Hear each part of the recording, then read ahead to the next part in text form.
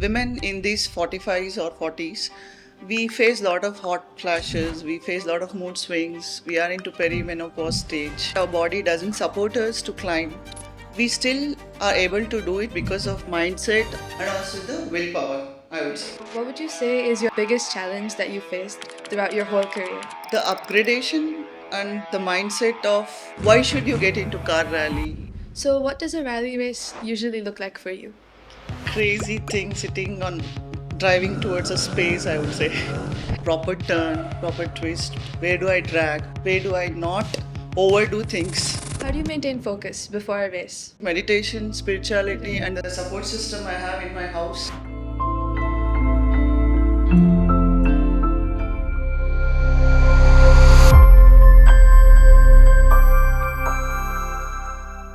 So, welcome back to the second segment of this podcast. I'm Nishika, and once again, Miss Sapna, before we start, I'd just like to say I love your t shirt. Thank It's you so amazing. much. You truly are a Wonder Woman. Thank you. So, my first question is you do a lot of challenging activities. What would you say motivates you to try new challenges? I think I have a lot of passion towards new things. I'm an explorer myself from the time I know myself. That's what drives me to take up new things, new challenges, new things. Yeah. You do rally racing, right? Yes. For the viewers out there, can you explain what rally racing actually is? There are a lot of segments and categories in car rally race, motorsports particularly. And as I told, there are different terrains. There are different categories like autocross. There are something called as street cars which can be used in hill climb. Okay, there are rally cars which is designed very differently, where there is a particular terrain where we can use rally cars. So as I told, there are different segments and different categories. Based on the terrain, they design the cars and also the tires and everything. So, what does a rally race usually look like for you? It looks like a crazy thing sitting on driving towards a space, I would say. Okay. It's something very different experience. You're on top of the world, conquering the speed with stable mindset and with Okay. focused mindset and taking right decision with the apex and the exit point. Where do I take decisions? Proper turn, proper twist. Where do I drag? Where do I zip? Where do I not overdo things? That's what So happens it's in. very it requires you to keep your head in the game. Right? Correct, very true. How do you maintain focus before a race? I think, as I told previously, meditation, spirituality, Right. and the support system I have in my house, especially the family, my husband, my two daughters, my father in law, my parents, It's they good all to have play a support, major role right? to make my things easy. They take up all my responsibility where I can focus more on my passion than daily chores or responsibilities. Right. And about passions, you have so many passions. You do trekking, you have your own business, and you also do racing as well. As a child, did you ever see yourself doing so many passions? No, I don't think so. I was very blank. Really? I would say I used to watch only movies and visualize things. Oh. I am a dreamer. My name itself says I'm Sapna, so I dream. Dream. And I just kept on visualizing and dreaming. That's it. And as I came across opportunities, I grabbed it. I would say I grabbed it. I didn't leave anything because it's one life. Live it to the fullest. Right. That's very true. Yeah. What advice would you give students who want to follow their passions, even if there's something unusual or something rare? Just do it. Don't stop it. Just do it, I would say. No hesitation. Nothing should be a barrier for you. Just do it. Right.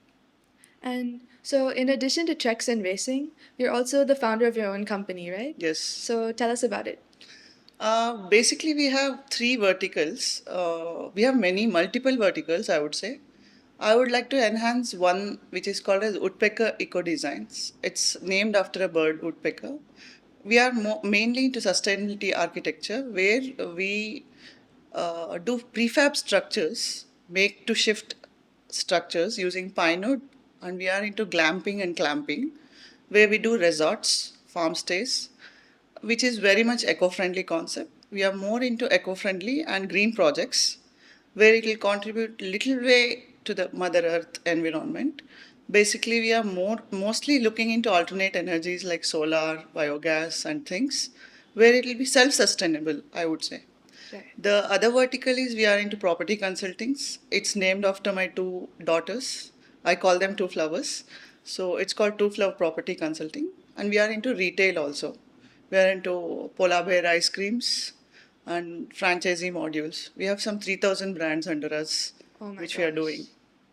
So, because you do so many things and there's so many branches and aspects of your business, how do you sort of maintain and keep balance between your passions and your business life? As I told people like you, there is a huge support system, family, especially my two daughters who are self independent.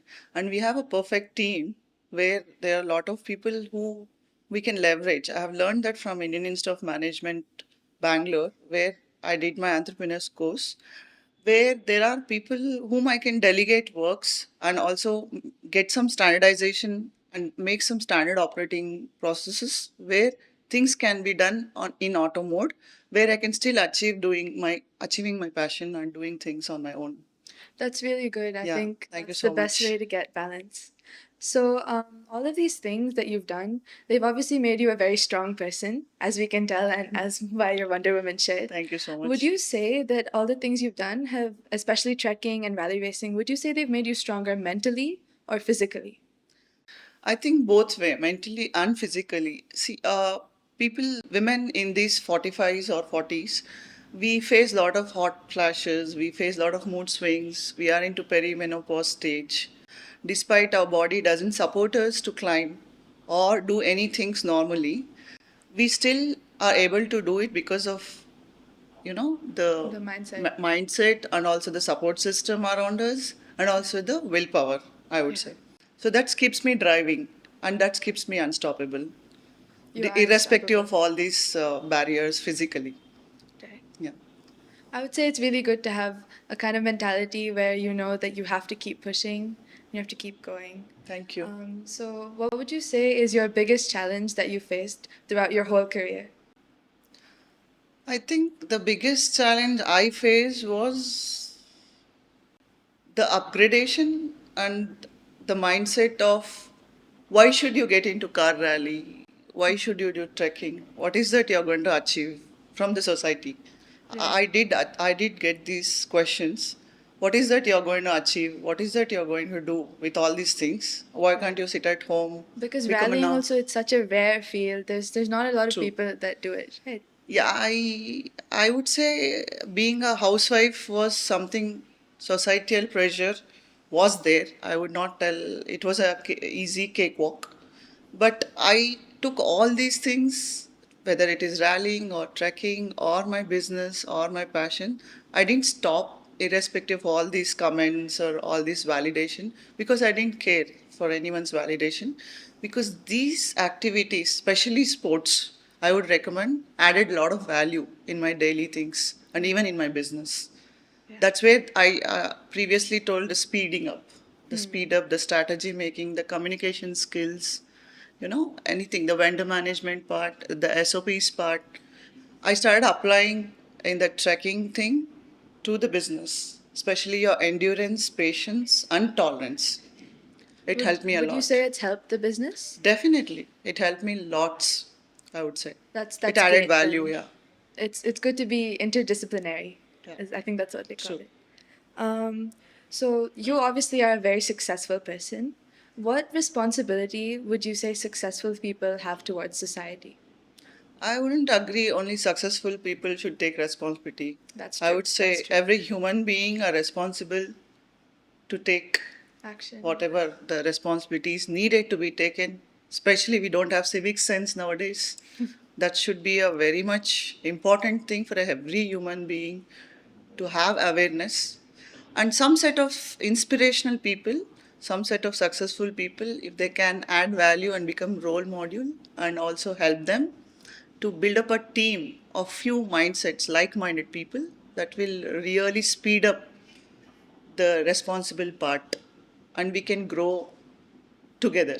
I would Okay. recommend. I think you're one of those inspirational people, definitely. Thank you so much. Okay.